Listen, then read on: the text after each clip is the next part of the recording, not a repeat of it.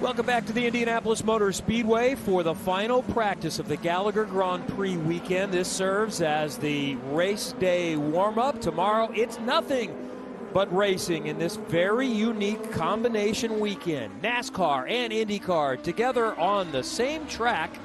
This is a 30-minute session, and it already is busy. Two of the Andretti cars were really good, advancing, like Devlin DeFrancesco and Romain Grosjean. And then there's the Ganassi side of things. It was a mixed story for them.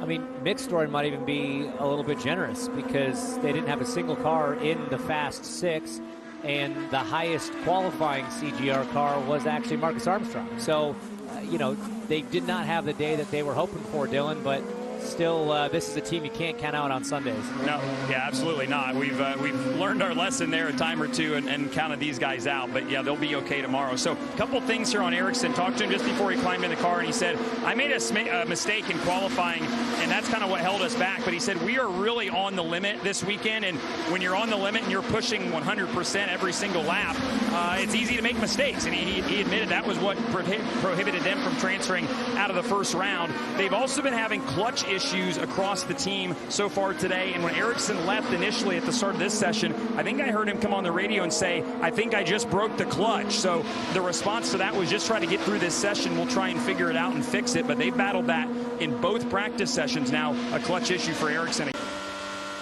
And then there's Kyle Kirkwood, another AutoNation branded car that goes a little bit wide there in turn number one. A little bit of rear locking just before turn, just after turning, I should say. Sends the 27 wide a little bit, collects it though. I mean, you're going to have that kind of thing in the race. You might see him get onto the brake bias adjuster on the back straightaway here. There you go. There's that adjustment, cranking it forward a little bit. And let's listen to what he said on the radio a moment ago. You want to stick with this COP? I think so. It feels a little understeery in the high-speed stuff, to be honest. But it feels pretty decent on entries.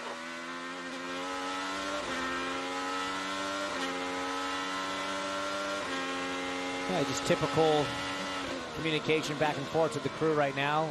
Obviously, Kirkwood on the primaries. Going to have to put on the alternates at some point. Get a run through on that. Big understeer. Just look at that. Unable to get the front end down to the apex. And that's such a crucial corner, turn 13, to be able to hit your apex perfectly because it leads onto this massive straightaway. Running counter course, traditionally speaking, for the oval. Down the front straight here, across the yard of bricks, and then into road course turn one. A little neater this time, but still looks like he's really battling the front end of that race car.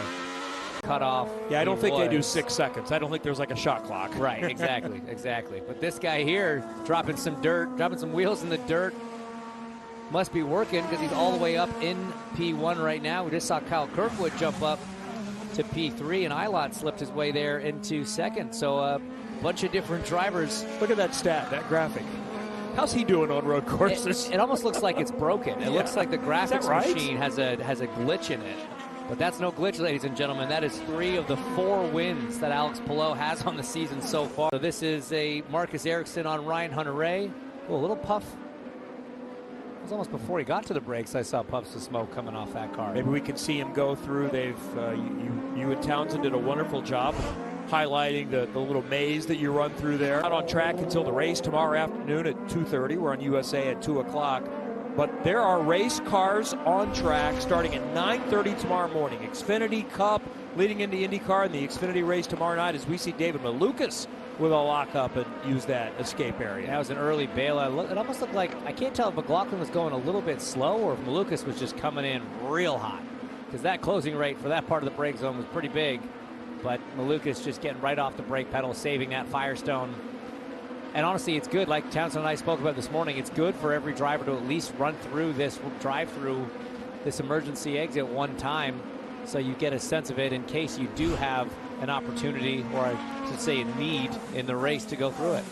Well, unfortunately, we have a driver that is available to talk before it's over. Dylan. And that's Joseph Newgarden, who sits 13th right now. So abbreviated session for you. Were you able to make any progress on what you're looking for there? Yeah, it seemed a little bit better. Probably, closer to where we needed to be, which is great. So we'll have a lot of work to do tomorrow now, but you just never know how these things turn out. So hope for a good clean day tomorrow with the Hitachi car. Were you able to learn anything about the alternate tires and maybe what they're going to do tomorrow?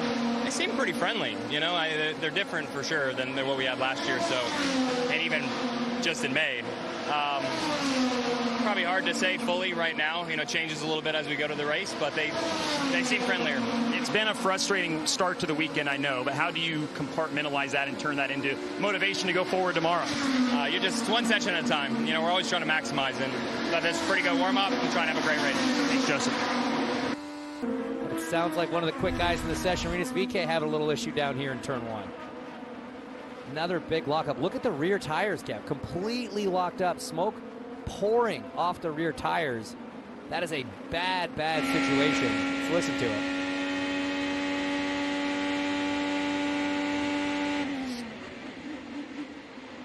Units here. The engine almost completely dies. Seemed to stretch. Just come on through the runoff here. Stretching his hands out on the straightaway there.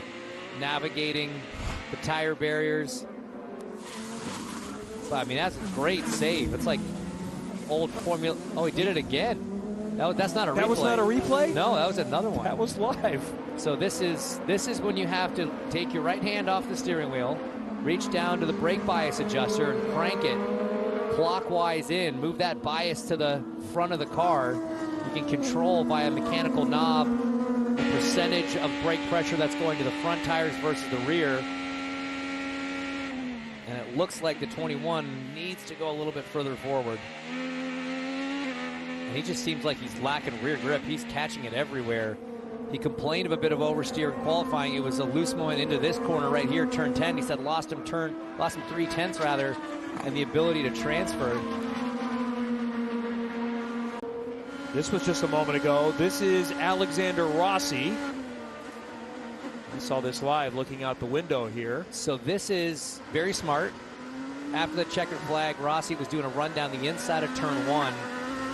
You do that to try to practice for the start. You know, Rossi starting third. He's going to be most likely on the inside when he hits the brakes. There's probably bumps down there that he hasn't experienced yet. The grip level is different, so it's a great opportunity to go down there and really see what he can expect for the start of the race. Obviously, caught him out a little bit.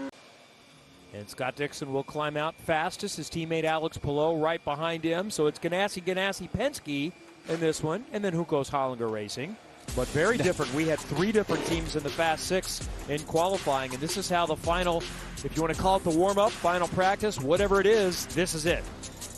And this looks a little more like you'd expect. I mean, the Hunkos Hollinger cars both up there in the top 10. Great effort from both of them. Christian Lundgaard starting on the front row in 11th there. But again, you can't look too closely at these lap times because you just don't know what programs everybody's on. A guy like Pato O'Ward, he's lining up on the second row there, but he could be absolutely thrilled with his race car. Just didn't get a red lap on the button, push to pass.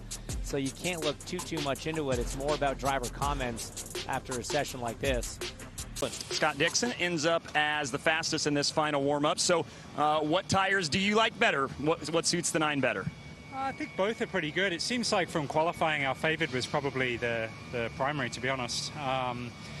We just had to try a few different things. It was kind of frustrating in qualifying. Like if you break down the laps, we had the speed, but it was just very difficult to put it together. So, yeah, made a few changes there. Car seems pretty decent, but, you know, it's just warm-up, man. So, tire decision, I think, is a lot closer than what has been in the past, especially with, you know, basically the red tire here is just a primary from another circuit. So we'll see. We've got a lot of work to do tomorrow. How does where you start impact maybe the decision you make of what tire you favor? Yeah, it's been a little weird this year. Like it's kind of flipped. You know, typically everybody starts on something they want to get rid of, but that's almost changed this year. So I don't know. You can normally always count the 12 starts on primaries, and we maybe do the same thing. But yeah.